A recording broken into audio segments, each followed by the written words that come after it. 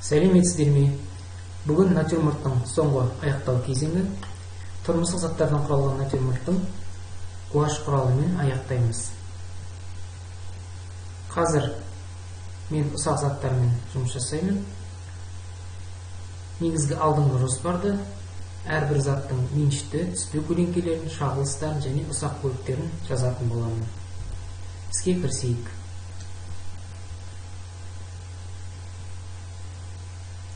Қазір шәйнектің негізгі өңдерін толықтырамыз.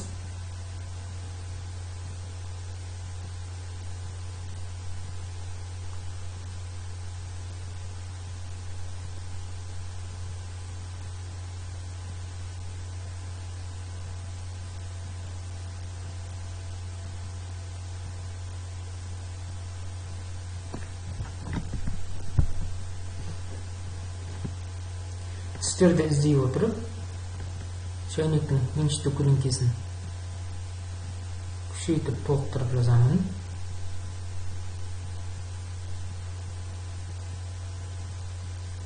Және шағылыстарды да толықтырып жазамыз.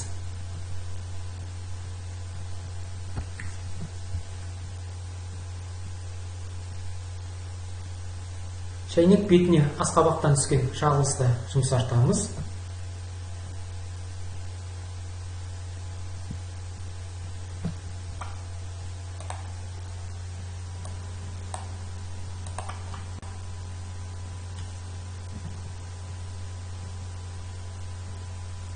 Осылайша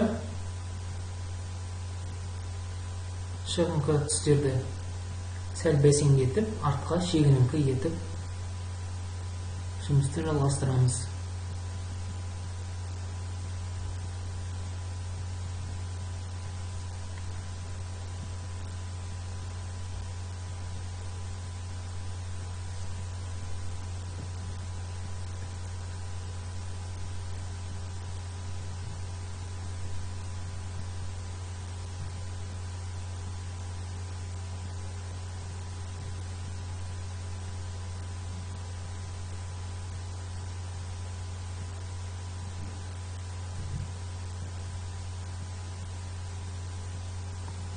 Шәйнектің ұстағыш құлақ бөлігін жазамыз.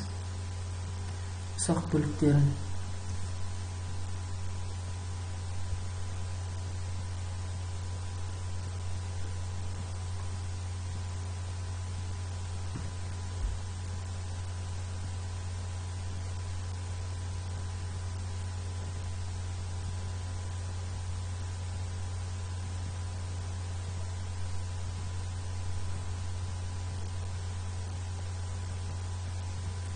Алдыңғы жоспардағы қызыл бұрыштың да негізгі реңдерін, жарық көлеңкесін қоса отырып, ауқымды көлемін шығаруға тырысамыз.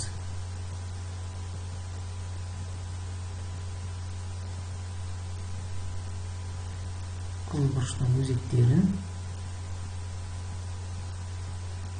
мұқият түстерді іздей отырып, қылқаламның ұштарымен жұмыс жүргіземіз.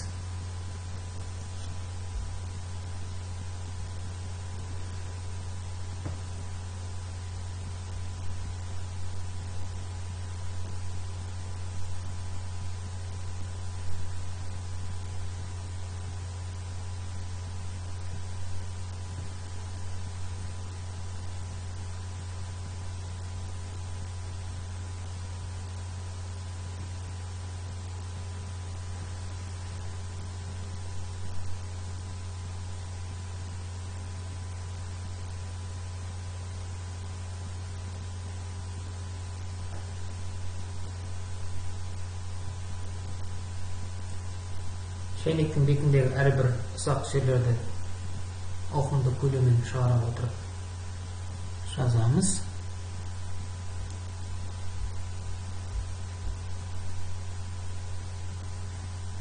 Шәйнектен кейін қызыл бұрышты қайта жалғастырып жазамын. Әрбір затқа кейде түстерді толықтыру үшін қайта оралып отырамыз. Ұдайы салыстырмалы түрде жазылады.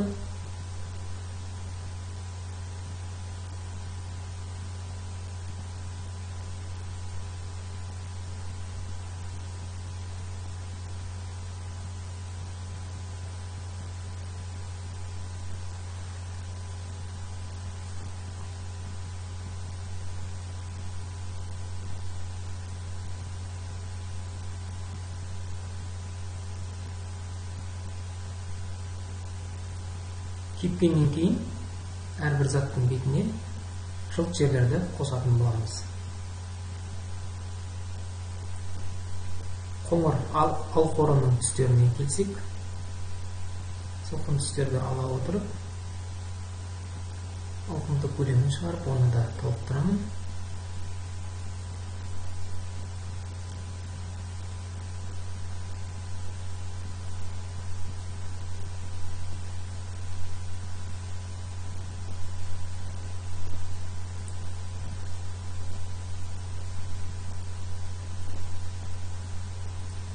Әрбір заттың жарық көлеңкедегі реңдерін қарастыра отырып, әсіресе түспе көлеңкелерді заттардың табан бөліктерін толықтырып жазып отқаным дұрыс. Натюрморттың алдыңғы жоспарын, көрерменге кіреберіс жері бұл. Жасыл матаның алдыңғы негіздерін жазамын.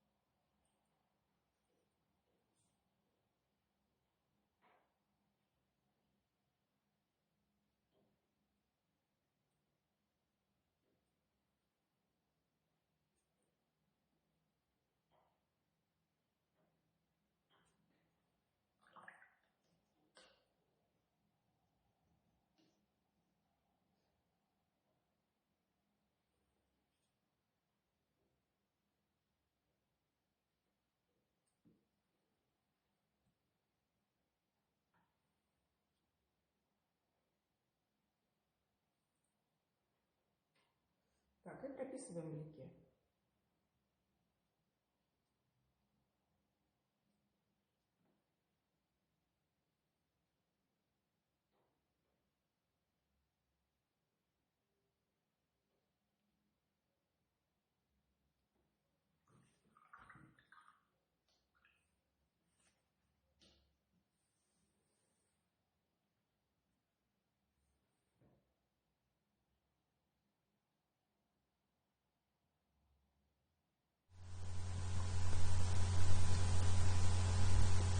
Сонымен